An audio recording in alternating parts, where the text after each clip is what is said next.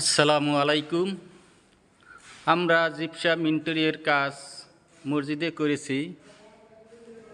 ইনশাল্লাহ সারা বাংলাদেশেই আমরা জিপসাম ইন্টেরিয়র কাজ করে থাকি।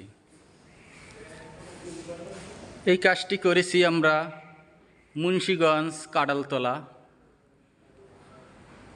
মসজিদে। কাডালতলা দিয়ে একটু ভিতরে মসজিদে কাজটি করেছি।